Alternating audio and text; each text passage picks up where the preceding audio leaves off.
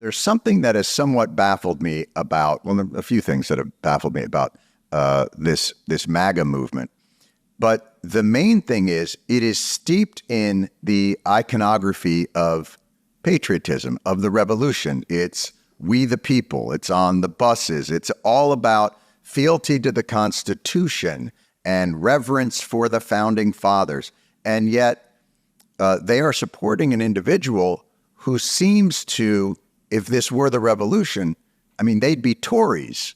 He wants absolute immunity for the president. It seems to fly in the face of everything that they feel is the foundation of their movement. I am so fascinated, Mr. O'Reilly, by the patriotic fervor of the Republican Party, of the Republican conventions, the iconography of the flags, the we the people of the Constitution. We are for freedom. We are for liberty. What is their acceptance of Viktor Orban and Vladimir Putin? What is their, I don't understand, how you can say we stand for freedom, we stand for liberty, we stand for the Constitution, and man, you know who's doing it right? Putin and Orban. Those are illiberal autocrats. What are we talking about here? Well, we didn't get to it on the Daily Show because you were babbling so much. That's what I do. That's my I understand calling that. card. But J.D. Vance is the biggest Putin enabler I've seen. Here's what they like more than anything. So this is the Declaration of Independence. Wow. And they ask that this be done. It's never been up. It's been in the vaults for many, many decades. And they said, we have to do something like drapes or something because the light eventually affects it.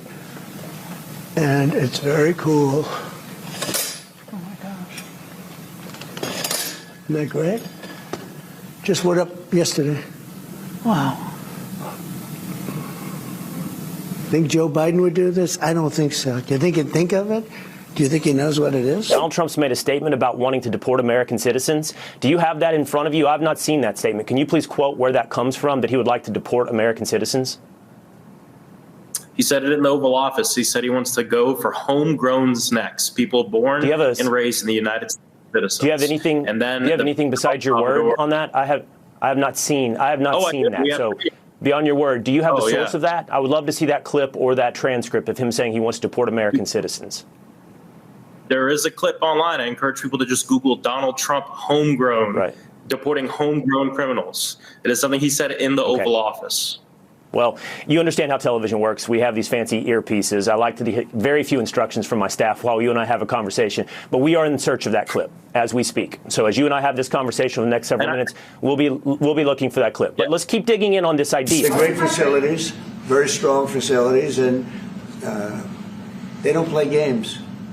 I'd like to go a step further. I mean, I said it to Pam. I don't know what the laws are. We always have to obey the laws, but we also have homegrown criminals that push people into subways, that hit elderly ladies on the back of the head with a baseball bat when they're not looking, that are absolute monsters.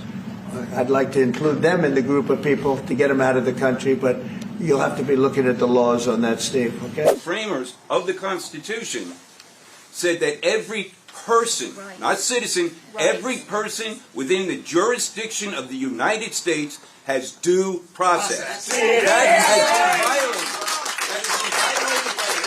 by the administration, and we would like to know what you, as the people, the Congress, who are supposed to rein in this dictator, what are you going to do about it? These people have been sentenced to life imprisonment in a foreign country with no due process. Our government cannot do anything. Why won't you do your job, Senator? Yes. Why? Obeying the Supreme Court. Trump's not obeying the Supreme Court. He just ignores them. Yeah, screw it. Donald Trump is a salesman who changes his pitch depending on who he's in front of. What he doesn't realize is it's all being recorded. And so his pitch to that audience is the us versus them. We're all the victims of this liberal media, of these soft journalists who come out here and lie about us. We're really great people. And that's what he pitches to them. And if you ask him about it and you say, do you think that's okay to body slam a reporter? No, of course not. That's, not do that. But I was joking. It was a little joke I was making in front of friends. Jon Stewart summed that up perfectly. Trump is not a statesman, he's a salesman. When it comes to H-1B visas, he's the ultimate double dealer. Let's start with what he told the American people in 2016. And I know the H-1B very well, and it's something that I frankly use, and I shouldn't be allowed to use. We shouldn't have it.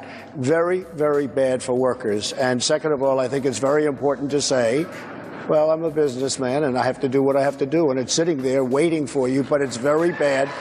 It's very bad for business in terms of, it's very bad for our workers, and it's unfair for our workers, and we should end it. That's Trump admitting something relatively shocking, that he has been using H-1B visas for years. That's right, while he was on the debate stage, he admitted to using them to lower costs. He's bringing in foreign workers, paying them less than their American counterparts, and he's been exploiting this system for years. He doesn't just know this system, he takes advantage of it. Fast forward to 2020. We're going to bring in workers, they're going to be foreign workers, and people from Tennessee and some other states right around it are going to train them what to do and how to do it. It doesn't work that way. As we speak, we're finalizing H-1B regulations so that no American worker is replaced ever again.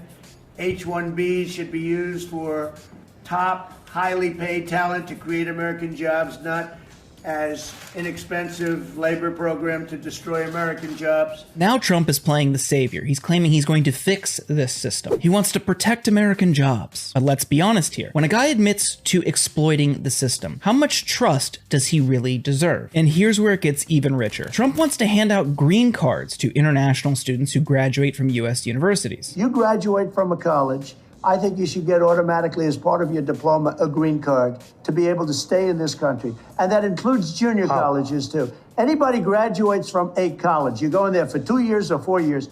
If you graduate or you get a doctorate degree from a college, you should be able to stay in this country. And you know more stories than I do, but I know of stories where people graduated from a top college or from a college, and they desperately wanted to stay here. They had a plan for a company, a concept, and they can't. They go back to India, they go back to China, they do the same basic company in those places, and they become multi-billionaires employing thousands and thousands of people, and it could have been done here. So let me get this straight. In the MAGA world, colleges are Marxist, leftist indoctrination centers, but they're also pathways to citizenship. The hypocrisy here is jaw-dropping. The truth is, Donald Trump's stance on H-1B visas is just a smokescreen. He's not fighting for American workers. He's playing both sides to keep his corporate allies happy, and ultimately to line his own pockets. And to be clear, I don't think that bringing in foreign workers is a bad idea. I think a diversity of perspectives and experiences will lead to better outcomes. Ultimately, it's what America should be. We should be the land of opportunity for anyone who wants to be here and contribute. But people on the right have turned the H-1B visa debate into something that is ultimately anti-immigrant. That said, there is a problem with people using H-1B visas to lower labor costs. When you have someone here on that visa, it's easier to exploit their labor. They might be more willing to take a lower salary just for the opportunity of being here. And overall, you're able to lower labor costs because they're dependent on you. That undercuts the labor market. It makes it harder for Americans to earn more. And ultimately, it only benefits corporations, their executives, and the capitalist class. So while we should celebrate an H-1B visa system, there should be safeguards in place so that companies can't exploit it to lower labor costs. And I don't see Trump proposing that at all. And this is the oldest trick in the book, saying one thing and doing another. It's par for the course with Trump. So I'm not believing his defender of the American worker shtick. Are you?